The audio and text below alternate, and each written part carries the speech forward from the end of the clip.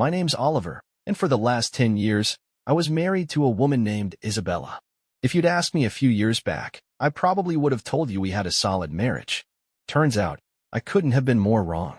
Behind the scenes, Isabella had been getting ready to leave me, fully expecting to walk away with half of everything we owned. She really thought she had it all mapped out. What she didn't know, though, was that I was already a few steps ahead of her. Now, to be fair, it wasn't always like that between us. In the beginning, Isabella was sweet, thoughtful, even. Back then, I actually felt like she was proud to be with me. But over time, things started to shift. She began nitpicking at first. It came off as harmless teasing, so I let it slide. But it didn't stop there. Eventually, she started comparing me to other guys, coworkers, friends, even random dudes we barely knew. Why can't you be more driven, like Oscar? Or did you see how Kevin takes his wife on vacation all the time? Must be nice. Then there was, Thomas always fixes things around the house. Maybe you could learn a thing or two from him. There was always someone else, someone taller, richer, more successful, more. Everything. At a certain point, it hit me. No matter what I did, it was never going to be good enough for her. If I stayed late at work, I wasn't making enough. If I came home early, I lacked ambition. If I surprised her with gifts, I was wasting money. If I didn't, I was neglecting her. It was a no-win situation, and believe me, I tried everything. The only reason I didn't walk away sooner was because of our daughter. I wasn't ready to let her grow up in a broken home, not if I had any say in it. So I stuck around. I took the passive-aggressive digs. I kept the peace. Then one ordinary Saturday afternoon, I was lounging on the couch, scrolling through my phone, when my daughter came over with that innocent, hopeful smile kids get when they're about to ask for something.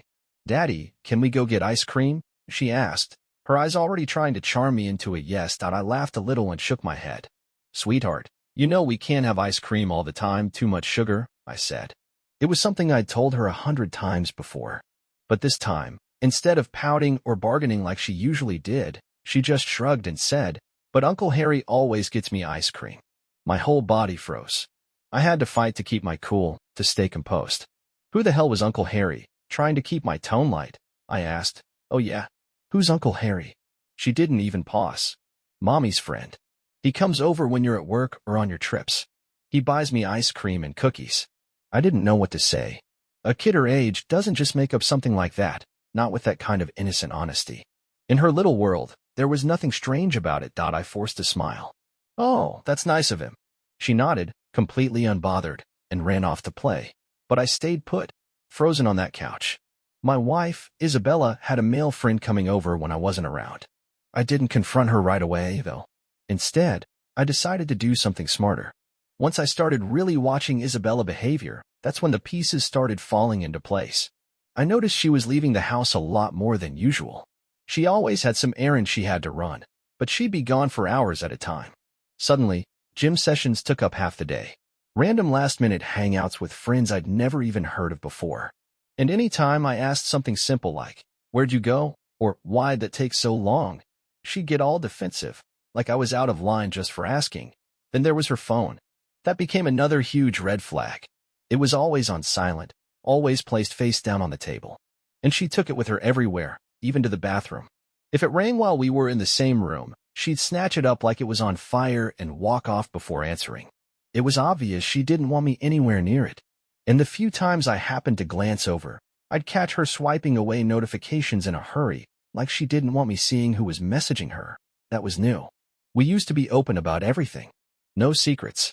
But now, it felt like she was living a whole other life right under my nose. And her attitude toward me? That shifted, too. It was like someone flipped a switch. Suddenly, every little thing I did irritated her. She'd snap at me for leaving a light on or forgetting to take the trash out, stuff that never used to matter. But here's what really stood out. These arguments always seemed to pop up right before she needed to get some air or run out for a bit. It was like she picked fights on purpose, just to have an excuse to leave. And guess who became the villain in every story? Me. At first, I didn't suspect cheating. Honestly, I just thought we were going through a rough patch. I kept trying to make it better, asking her if something was bothering her, if she was stressed, if we needed to talk. But every time, she'd shut me down hard. So eventually, I stopped asking and just started watching. Then came the night that changed everything. I was sitting at the desk in our bedroom, trying to jot down some notes when my pen ran dry. I looked around for a spare and spotted Natalie's handbag sitting open on the dresser. I figured I might find one in there.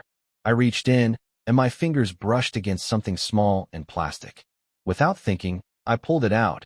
It was a prescription bottle. At first, I didn't even register what it was. The name of the medication didn't sound familiar. So I grabbed my phone, typed it into Google, and within seconds, my stomach dropped. The prescription was used to treat a sexually transmitted disease. And here's the kicker. I hadn't slept with Isabella in months. If she was taking this, there was only one explanation. Isabella was sleeping with someone else. That I heard the water shut off in the bathroom, which snapped me back into reality. I quickly put the bottle back exactly where I found it, careful not to leave a trace. I didn't want her to know what I'd just discovered. Not yet. That night, I made a choice, not to confront her. Not right away. See, we live in Texas, and Texas is a fault-based divorce state. That means if I could prove infidelity, she wouldn't just lose any shot at alimony. She could actually end up owing me damages. That changed everything. Instead of blowing up or demanding answers, I started putting a plan into motion. First step, I hired a divorce attorney who specialized in cases like mine. He laid it out clearly. I need solid proof that would stand up in court. That's when I brought in a private investigator. It took over a month. But when the PI finally came back with his findings, they confirmed everything I feared, and then some. Not only was Isabella cheating, but she wasn't even being discreet about it. There were photos of her meeting this guy in different places, like she didn't have a care in the world. But the worst part? She brought him into our home. Yeah, you heard me. Into our house. While I was at work, the PI had time-stamped photos and videos of this guy's car parked in front of our place, more than once. And that was the final straw. Any ounce of feeling I still had for her vanished right then and there.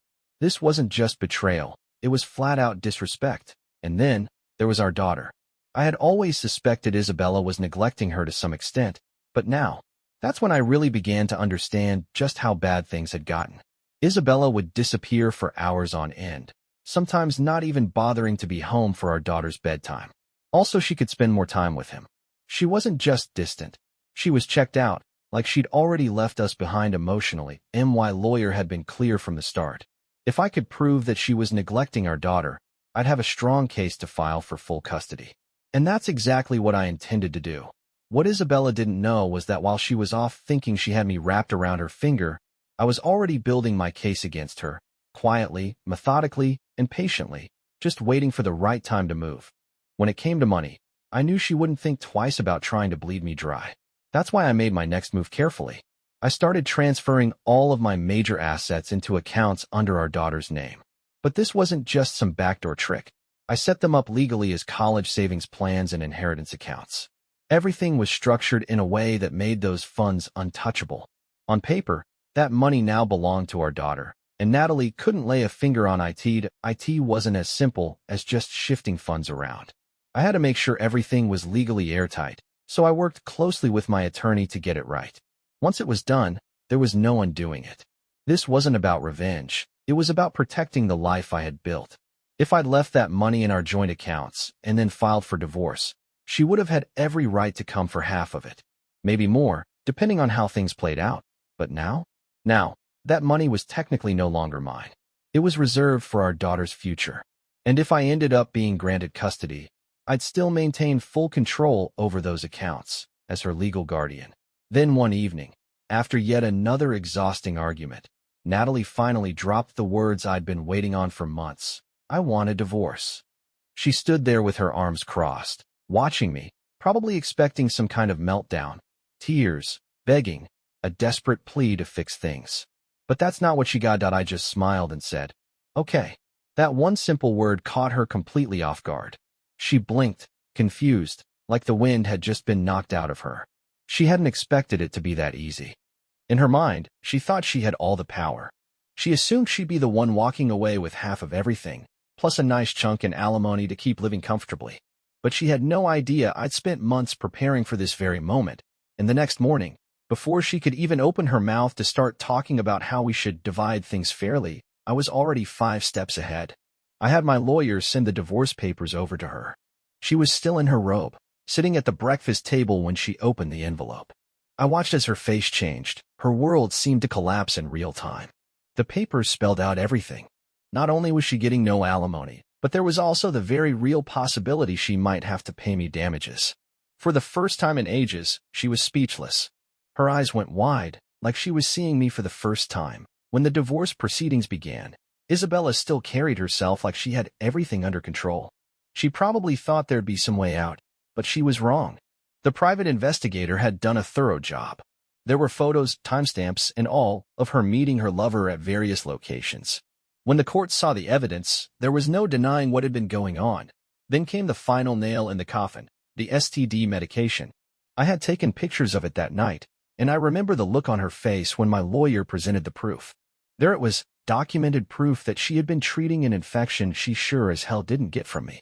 The judge didn't even try to hide his disapproval.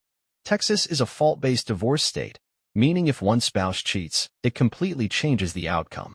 And in this case, that was exactly what happened. She was the one who broke our vows, so she lost her right to alimony. She thought she'd walk away with a nice payout, but instead, she got nothing. To top it off, because her affair directly led to the divorce, there was a chance she'd even have to pay me damages. But the worst blow came when the court ruled on custody. My lawyer laid it all out. The night she left our daughter home alone to meet her lover, the reckless way she prioritized her affair over her family. The judge didn't hesitate. He saw her for what she was, an unfit mother. Full custody was awarded to me. No shared parenting. No weekends. No back-and-forth arrangements.